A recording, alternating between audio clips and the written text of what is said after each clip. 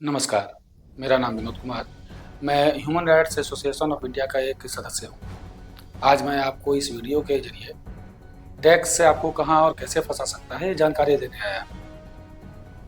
Credit card, debit card या आपके पुराने खातों के ज़रिए आप पर कब, कहाँ और कैसे टैक्स लगाया जाता है या आप किस तरह से ना चाहते हुए भी टैक्स पे कर रहे हैं, इस बात की जानकारी आज देने की कोशिश मैं करूँगा। उम्मीद करता हूँ कि यह वीडियो आपको पसंद आएगा, इससे आपको जानकारी मिलेगी। अगर आपको अच्छी लगे तो वीडियो को लाइक कीजिए, शेयर कीजिए और सब्सक्राइब कीजिए। धन्यवाद। हेलो वकील साहब, मेरे 4 पुराने खाते बंद नहीं हैं। क्या पुलिस घर आएगी? अरे, अपना ही पैसा इधर से उधर भेजा था, इस पर टैक्स क्यों मांग रहे हैं ये लोग? आगे बढ़ने से पहले डिस्क्लेमर को ध्यान से पढ़ें। क्या आपकी जेब में भी 2, 3 या उससे ज्यादा डेबिट कार्ड पड़े हैं? क्या आपने भी अलग अलग बैंकों में खाते खुलवा रखे हैं ये सोचकर कि सरकार को क्या ही पता चलेगा? सावधान हो जाइए, दिसंबर 2025 में अगर आप ये गलती कर रहे हैं तो नोटिस का खतरा बहुत बढ़ सकता है। जैसे खान सर जैसे एक्सपर्ट्स ने बताया था, इनकम टैक्स विभाग अब आपके घर का दरवाजा नहीं खटखटाता, वो सीधा डिजिटली आपके हर ट्रांजेक्शन तक पहुंच चुका है। आज के इस वीडियो बताने वाला हूं जो बैंक वाले आपको कभी नहीं बताते, कैसे आपका एक पुराना पड़ा हुआ बैंक अकाउंट जिसे आप भूल चुके हैं वो आपके लिए इनकम टैक्स का नोटिस ट्रिगर कर सकता है, और वो कौन सा खुफिया सॉफ्टवेयर है जो आपके बड़े बड़े ट्रांजेक्शन पर भी नजर रख रहा है। अगले कुछ मिनट मेरी बात ध्यान से सुनिएगा, आपकी आंखें फटी की फटी रह जाएंगी और आपकी कमाई व इज्जत बचाने के टिप्स मिल जाएंगे। लेकिन इससे पहले कि मैं उस लाल बत्ती यानी रेड फ्लैग के बारे में बताऊं जो आपके नाम पर लग सकता है, जल्दी से नीचे उस लाल वाले सब्सक्राइब बटन को दबा दीजिए और बेल आइकन भी ऑन कर ले, क्योंकि फाइनेंस और टैक्स के नियम 2025 में बहुत बदल चुके हैं और ऐसी जान बचाने वाली जानकारी मैं रेगुलर लाता रहता हूं। अगर आप नहीं चाहते कि आपकी मेहनत की कमाई पर एक्स्ट्रा टैक्स या पेनल्टी का रिस्क बढ़े तो अभी इस चैनल से जुड़ जाइए और कमेंट में मुझे अभी बताइए आपके पास कुल कितने बैंक अकाउंट हैं, 1, 2 या 5? सच बताइएगा, क्योंकि अब डेटा छिपना मुश्किल हो गया है। तो ये वीडियो अपने उस दोस्त को जरूर शेयर करें जो 4-5 क्रेडिट कार्ड और बैंक अकाउंट लेकर घूमता है। आज उसकी गलतफहमी दूर करनी है। अब आते हैं मुद्दे पर। सबसे पहले समझते हैं कि हम लोग गलती कहाँ करते हैं। हम भारतीयों को लगता है कि अगर हम अपना पैसा 4 अलग अलग बैंकों में बांट दे तो किसी की नजर में नहीं आएंगे। हम सोचते हैं अरे 2 लाख SBI में रख देते हैं, 3 लाख PNB में और 5 लाख HDFC में। इनकम टैक्स वाले को लगेगा कि इसके पास तो कम ही पैसा है। हमें लगता है कि इनकम टैक्स ऑफिसर SBI की ब्रांच में जाएगा, रजिस्टर खोलेगा और फिर PNB जाएगा। हकीकत में कि इनकम टैक्स डिपार्टमेंट को आपके बैंक जाने की जरूरत ही नहीं है। क्यों? क्योंकि बैंक खुद चल के उनके पास जाता है। आपके पास जो ये पैन कार्ड है ना, जिसे हम सिर्फ ID प्रूफ समझते हैं, असल में ये एक GPS ट्रैकर है आपके पैसों का, कि जैसे ही आप किसी बैंक में खाता खोलते हैं, चाहे वो सरकारी हो या प्राइवेट, सबसे पहले क्या मांगा जाता है? Pan card. बस खेल यही खत्म। आप 10 बैंकों में खाते खोलिए, उन सबका बाप एक ही है, आपका pan number. Income tax department का सिस्टम अब इतना एडवांस हो चुका है कि वो एक क्लिक पर आपकी पूरी कुंडली निकाल लेता है। अब सवाल है कि क्या ज्यादा बैंक अकाउंट होना गैर कानूनी है? नहीं, आप 50 अकाउंट भी रख सकते हैं, भारत का कानून आपको नहीं रोकता। लेकिन समस्या ये नहीं है कि आपके पास अकाउंट कितने हैं, समस्या ये है कि आप उन अकाउंट्स को मैनेज कैसे कर रहे हैं। ज्यादातर लोग जो गलती करते हैं, और ध्यान से सुनिएगा, ये गलती शायद आप भी कर रहे हैं, वो है आइडल अकाउंट्स यानी सुस्त खाते।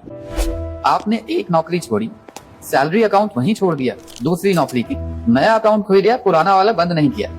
अब उस पुराने खाते में मिनिमम बैलेंस का चार्ज कट रहा है, नेगेटिव में जा रहा है।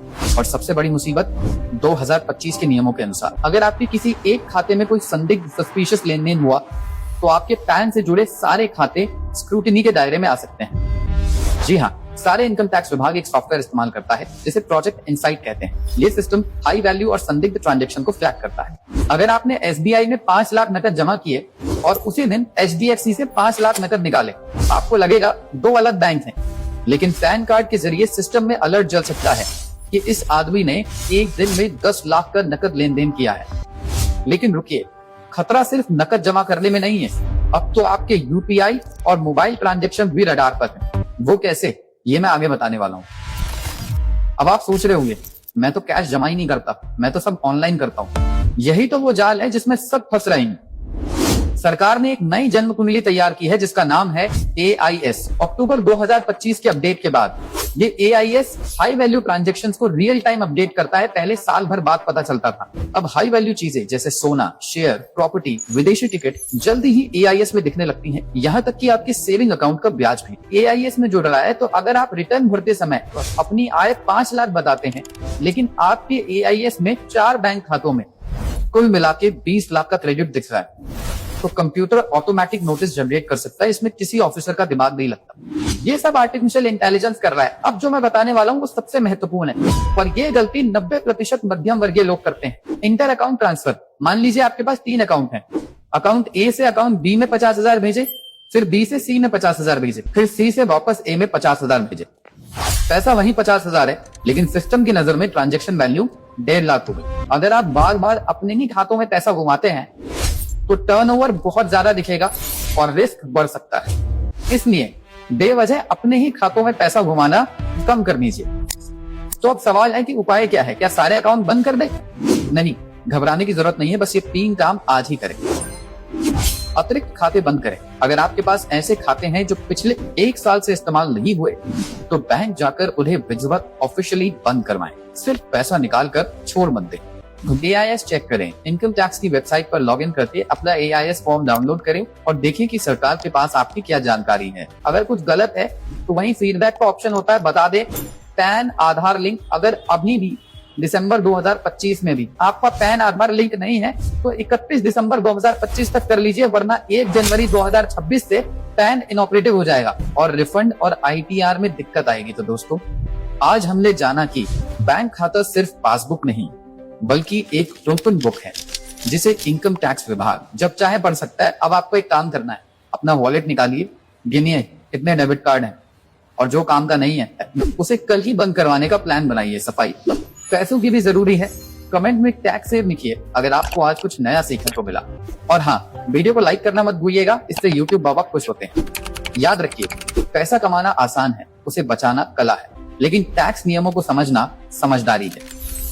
मैं SEBI रजिस्टर्ड एडवाइजर नहीं हूँ, ये सिर्फ जनरल अवेयरनेस है। अपनी पर्सनल टैक्स सिचुएशन के लिए कृपया अपने चार्टर्ड अकाउंटेंट या टैक्स एक्सपर्ट से सलाह लें। सतर्क रहें, सुरक्षित रहें। जय हिंद।